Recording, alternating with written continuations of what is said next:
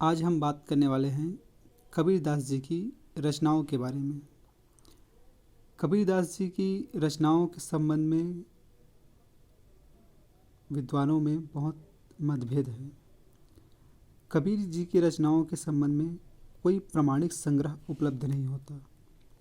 वास्तव में उनकी रचनाएं कंठ परंपरा से आगे बढ़ती रही, इसलिए समय समय पर उसमें कई परिवर्तन हमें देखने को मिलता रहा है।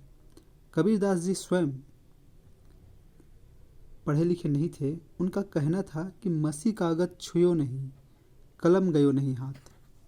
अर्थात उन्होंने स्याही कागज को छुआ तक नहीं था और कलम हाथ से पकड़े भी नहीं थे। इससे पता चलता है कि उनकी रचनाएं बाद में उनके शिष्यों के द्वारा संकलित की गई। उनके संबंध में कहा जाता है कि उनके प्रसिद्ध शिष्य धर्मदास ने संवत 1521 में संवत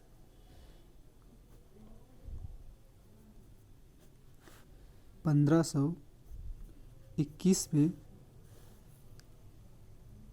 साखी, सबद और रमैनी नाम से बीजक का संकलन किया।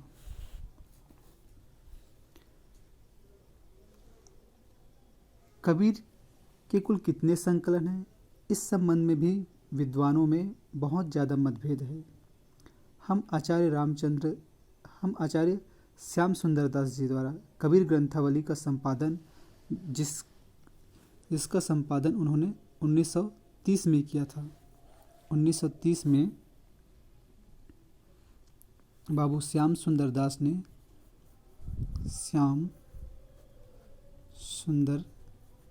ने कबीर ग्रंथावली का संपादन किया था। उन्हीं के अनुसार कबीरदास जी की रचनाओं की विशेषताओं के बारे में अध्ययन करेंगे। कबीरदास जी की रचनाओं को मुख्य रूप से साखी, सबद और रमैनी इन 3 भागों में बांटा गया है। साखी के संबंध में कहा जाता है कि इसमें लगभग 800 पदों का संकलन किया गया है, जो 58 भागों में विभाजित है, जो गुरुदेव कुअंग, ज्ञान विरह कुअंग, चेतावनी कुअंग, उपदेश कुअंग, मन कुअंग, सुमिरन कुअंग इत्यादि अलग अलग नामों से विभाजित है। साखी शब्द का अर्थ होता है गवाही, अर्थात साक्षात्कृत अनुभूतियों का वर्णन। बीजक में साखी को ज्ञान की आँख कहा गया है। कहा गया है कि साखी आँखी ज्ञान की, समुझ देख मन माही, बिन साखी संसार का झगड़ा छूटत नहीं। अर्थात साखी ज्ञान की आँख है और इसे तू अपने मन में विचार करके देख ले, और बिना साखी के सांसारिक झगड़ों से मुक्ति प्राप्त नहीं हो सकती। यह कबीरदास जी का कहना था। इस प्रकार से इन खंडों में उन पदों का संकलन किया गया है जो साक्षात गवाही देने वाला हो, या जिन रचनाओं में आँखों देखी घटना का सच्चा वर्णन प्रस्तुत किया गया था, या हम कह सकते हैं कि कबीरदास जी की साक्षात अनुभूतियों का जो है संकलन इस खंड में किया गया है, जिसमें दैनिक जीवन में नैतिक, आध्यात्मिक एवं व्यवहारिक उलझनों को सुलझाने के लिए तथा भ्रम एवं संदेश के निवारण के लिए ज्ञान की आवश्यकता पड़ी, उन्हें साखी के अंतर्गत रखा गया। दूसरा इसका खंड है सबद। कबीर के लिखे पदों को सबद कहा जाता है। सदगुरु के उपदेश के लिए भी कबीर ने सबद शब्द का प्रयोग किया है। कबीरदास जी कहते हैं कि सतगुरु साचा सुर हुआ, सबद जो बाह्य एक, लागत ही में मिल गया, पड़ या कलेजा छेक। और वे कहते हैं कि सबद बिना श्रुति आंधरी, काहो कहाँ को जाए, द्वार न पावो सबद का, फिर भटका खाए। इस तरह से शब्द में गुरु के उपदेशों का संकलन किया गया है। तीसरा है रामायणी। रामायणी शब्द रामायण का अपभ्रंश है। कबीर बीजक में रामायणियों की संख्या 84 बताई गई है। ये दोहा और चौपाई, दोहा और चौपाई शैली में लिखा गया है, किंतु चौपाइयों के बाद दोहा आएगा, इसका कोई निश्चित नियम नहीं है। किसी रामायणी में 4 अर्धालियों के बाद दोहा आता है तो किसी अर्धालियों में 5 या 6 या 7, कुछ रामायणियों में 11, 12 या 13 अर्धालियों के बाद भी दोहे का विधान किया गया है। जिस तरह से रामायण में उपदेशपरक सूक्तियों का संकलन किया गया है, उसी तरह से रामायणी में भी राम नाम को के सार तत्व को बताकर उपदेशपरक कथनों का संकलन किया गया है। कबीरदास जी कहते हैं कि राम नाम निज पाया सारा, अविरत झूठ सकल संसारा। कबीरदास जी की इस प्रकार साखी, शबद, रामायणी नाम से बीजक का संकलन उनके प्रिय शिष्य धर्मदास जी के द्वारा किया गया। कबीरदास जी के काव्य पर विभिन्न प्रभाव हमें देखने को मिलता है, जिसे हम निम्न शीर्षकों से समझ सकते हैं। पहला कह सकते हैं उपनिषदों का प्रभाव, दूसरा कह सकते हैं बौद्ध धर्म का प्रभाव, तीसरा कह सकते हैं सिद्धों का प्रभाव, चौथा कह सकते हैं अद्वैत वेदांत का प्रभाव, पांचवा नाथ संप्रदाय का प्रभाव।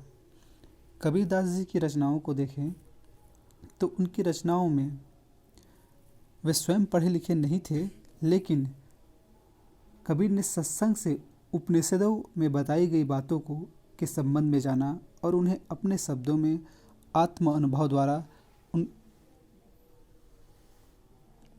उन बातों को समाज के सामने फिर से प्रचारित और प्रसारित किया। उपनिषदों में जैसे कहा गया है कि ब्रह्म सर्वत्र व्याप्त है, हरि व्यापक सर्वत्र समान है, जैसे गोस्वामी तुलसीदास जी कहते हैं। इसी तरह से कबीरदास जी का भी कहना है कि लाली मेरी लाल की, जित देखो तित लाल, लाली देखन मैं गया, मैं भी हो गया लाल। इसी तरह बौद्ध धर्म का जो प्रभाव है कबीर के काव्यों में, उनके साहित्य में देखने को मिलता है। बौद्ध धर्म में जिस प्रकार से हिंसा का खंडन किया गया है और अहिंसा पर बल दिया गया है। इसी तरह कबीरदास जी कहते हैं कि बकरी पाती खात है, ताकि काढ़ी खाल, जे नर बकरी खात है, तिनको कौन हवाल। जाति पाति का खंडन करता है बौद्ध धर्म। कबीरदास जी भी कहते हैं कि ऊंचे कुल का जन्मिया, करनी ऊंच न होए, सुवरन कलश सुरा भरा, साधु निंदत होए। या बाह्य आडंबरों की बात कहा जाए, बौद्ध धर्म सरल सहज जीवन पर बल देता है। कबीरदास जी भी कहते हैं कि तीरथ चले दोई चना, चित चंचल मन चोर, एको पाप न उतरा, 10 मन लाए और। इसी तरह से सिद्धों का प्रभाव भी देखने को मिलता है। सिद्ध जाति पाति की विरोधी थे। कबीर ने भी जाति प्रथा का विरोध किया। कबीर में सिद्धों के प्रभाव जो है स्पष्ट रूप से दिखाई देता है। कबीरदास जी कहते हैं कि माला फेरत जुग गया, गया न मन का फेर, कर का मन का डार के, मन का मन का फेर। अद्वैत वेदांत का प्रभाव भी कबीर के साहित्य में हमें देखने को मिलता है। अद्वैत वेदांत में जिस प्रकार से शंकराचार्य ने आत्मा एवं ब्रह्म के एकात्म की बात कही, वैसे ही कबीरदास जी भी कहते हैं कि जल में कुंभ, कुंभ में जल, बाहर भीतर पानी, फूटा कुंभ, जल जल ही समाना, यह तत्कते हो ज्ञानी। नाथ संप्रदाय का स्पष्ट प्रभाव कबीरदास जी के साहित्य में देखने को मिलता है। नाथों ने गुरु की महत्ता का प्रतिपादन बढ़ चढ़कर किया, नाद बिंदु की अवधारणा दी, पुस्तकी ज्ञान का उपहास किया, गुरु की महत्ता का प्रतिपादन किया। कबीरदास जी भी कहते हैं कि सतगुरु की महिमा अनंत, अनंत किया उपकार, लोचन अनंत उघाड़िया, अनंत दिखावनहार। कबीरदास जी का जो बीजक है साखी शबद रामायणी, साखी का प्रारंभ ही तो गुरुदेव के सुमिरन से ही प्रारंभ होता है इस प्रकार से हम कह सकते हैं कि कबीरदास जी ने औपचारिक शिक्षा तो प्राप्त नहीं की थी, लेकिन सत्संग से उन्होंने शिक्षा प्राप्त की, जिसका उनके साहित्य पर विशेष प्रभाव पड़ा, जिसे हम निम्नलिखित बिंदुओं के द्वारा जिसके बारे में हम चर्चा कर सकते हैं। धन्यवाद।